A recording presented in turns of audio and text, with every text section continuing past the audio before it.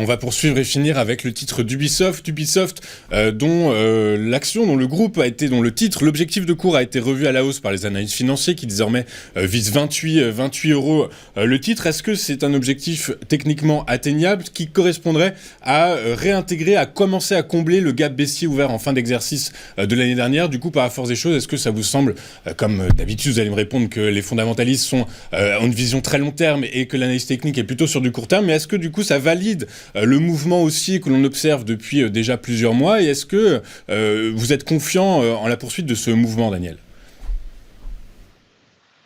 Alors, on voit très bien sur le graphique le gros gap auquel vous faites allusion, ce gap ouvert à la fin du mois de novembre dernier. Alors, je vais répondre à votre question un peu sur le côté fondamental technique. Ce niveau de ce gap de 27, de 28, 28, 29, 20, son éventuel franchissement à un moment donné voudra indiquer clairement que le marché considère que toutes les conséquences de l'ouverture de ce gap et du grand mouvement baissier qui en a suivi, c'est-à-dire la dégradation estimée par le marché de la valeur de l'action, compte tenu d'un certain nombre de problèmes liés à l'entreprise, liés à son carnet de production vidéo, de l'entrée d'un actionnaire étranger,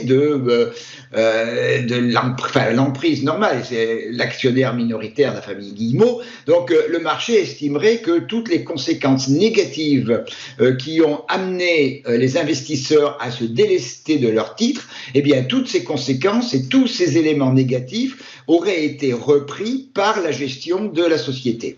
Alors, ça c'est vraiment le parallèle entre le fondamental et le technique. C'est évidemment ce niveau un objectif important à avoir, et ce serait le franchissement futur et certainement peut-être un peu lointain de ce gap baissier qui relancerait une machine extrêmement favorable, extrêmement positive pour Ubisoft.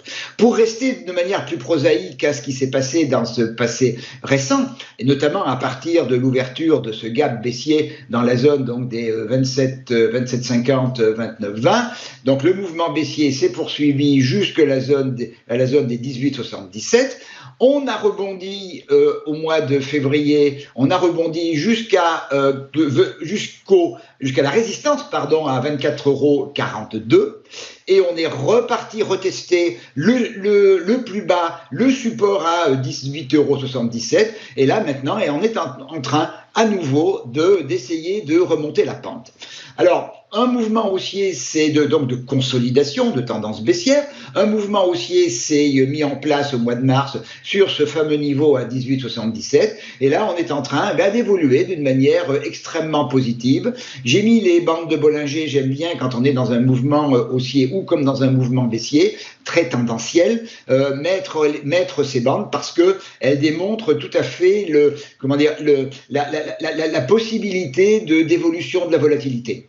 Donc, et on a effectivement ici une situation qui est en lecture Bollinger extrêmement favorable, à savoir que l'on est très très souvent au contact de la bande haute qui est en train de s'ouvrir, donc de donner une réserve supplémentaire de volatilité, et la moyenne mobile 20 périodes qui fait un très très bon support. Alors, on est là actuellement dans une zone importante qui est une zone de polarité, et c'est la zone d'un ancien petit gap du mois de février, cette zone entre 22,86 et 23,10 €, qui est une zone donc que j'ai dit également de polarité. C'est une zone qui au mois de décembre a fait support, elle a refait support à la fin du mois de décembre, on l'a cassé, on est revenu la tester. C'est le niveau du tout petit gap qui est pour l'instant, qui a été comblé hier justement, et on a franchi hier subrepticement cette zone des 22,86, 23,10.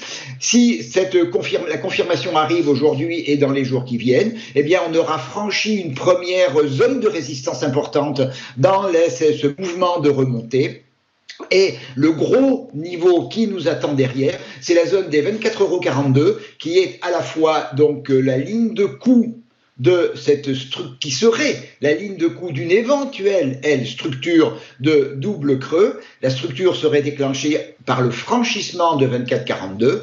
Ce niveau est également le siège, dans les jours qui viennent, le siège de la moyenne mobile 200 périodes. Donc c'est un changement, son franchissement serait un changement de vision long terme déjà. Donc un vrai franchissement de quelque chose pour l'actif. Et puis dans le schéma baissier qui a été ouvert par le gap, juste avant le gap, eh bien c'est le dernier véritable sommet, le dernier véritable plus haut dans ce mouvement baissier. Donc tout ce mouvement baissier serait invalidé. Donc on voit que après le franchissement de 23,10 €, le franchissement éventuel de 24,40 € serait un événement tout à fait important et tout à fait significatif dans justement cette vision qu'auraient les investisseurs de moyen, de long terme plutôt, donc dans la remontée et dans la résolution des problèmes structurels d'Ubisoft.